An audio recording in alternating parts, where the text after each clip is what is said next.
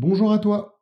Si quand on te parle de fonction, t'as l'impression d'être dans un film en VO, sans sous-titres et sans images, t'inquiète pas, t'es au bon endroit. Je vais t'expliquer très simplement ce qu'est une fonction. Bon, si tu t'amuses déjà avec les dérivées secondes et le théorème de Taylor, ou que tu fais des intégrales triples grâce au théorème de Fubini, je vais être honnête, je vais pas t'apprendre grand-chose. Mais si ce n'est pas le cas, reste bien attentif, tu vas voir, c'est super simple. Pour commencer, une question. Est-ce que tu connais tes tables de multiplication?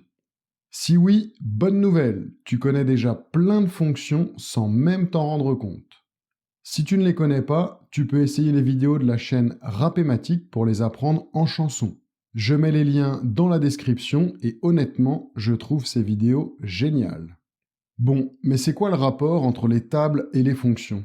Eh bien, une fonction, c'est simplement un procédé mathématique qui transforme un nombre, appelé antécédent, c'est-à-dire celui qui est avant, comme en français, en un autre appelé image, c'est-à-dire le résultat, comme avec les symétries par exemple. Prenons la table de 3. Au départ, on choisit un nombre, 1, 2, 3, 4, etc. Et en appliquant un procédé mathématique simple, multiplié par 3, on obtient le résultat.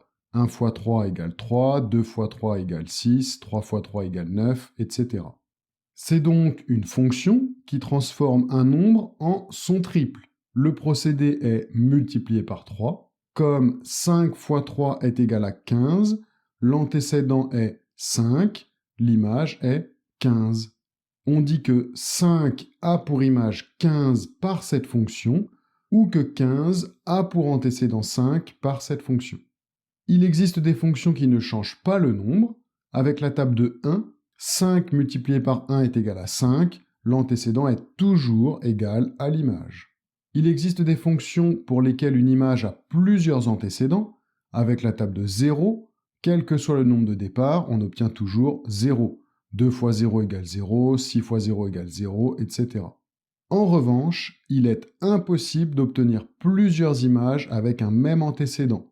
Si on garde l'analogie avec les tables, 5 fois 3 doit toujours donner le même résultat.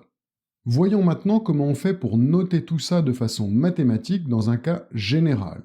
On va partir de notre exemple, avec la table de 3. On va donner à la table de 3 un nom de fonction usuel, f. Cette fonction transforme donc un nombre en son triple, ce qui revient à faire fois 3. Pour généraliser cette formule, on va remplacer nombre par x, qui peut prendre n'importe quelle valeur, et donc cette fonction associe x à 3x.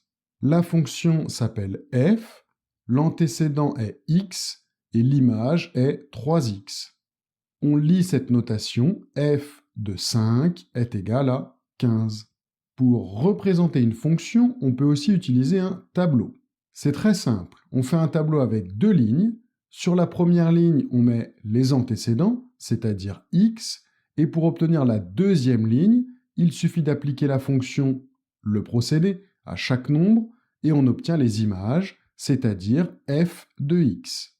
On peut lire ce tableau de la façon suivante, 1 a pour image 3 par f, ou 6 a pour antécédent 2 par f. Enfin, pour représenter une fonction, on peut en tracer la courbe représentative. Si les notions d'abscisse et ordonnée te parlent, c'est très facile. Sinon, petit rappel très rapide, l'abscisse c'est l'axe horizontal, l'ordonnée c'est l'axe vertical.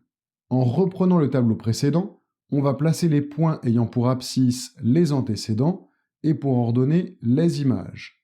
Attention de bien respecter l'ordre, antécédent et abscisse toujours en premier, comme dans le tableau, image et ordonnée toujours en deuxième, comme dans le tableau. Dans ce cas, pour tracer la courbe, il suffit de tracer la droite qui passe par ces points. On remarque qu'elle passe par l'origine du repère, c'est donc une situation de proportionnalité, ce qui est logique puisqu'on étudie la table de 3.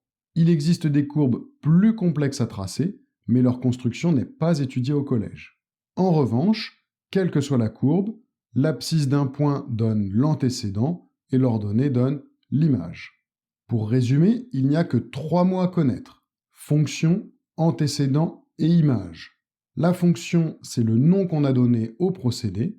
L'antécédent, c'est toujours avant l'image. Et pour t'y retrouver, n'hésite pas à utiliser un code couleur.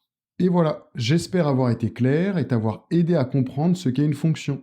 À bientôt pour un nouveau thème, et si tu veux qu'on aborde une autre notion, demande-moi.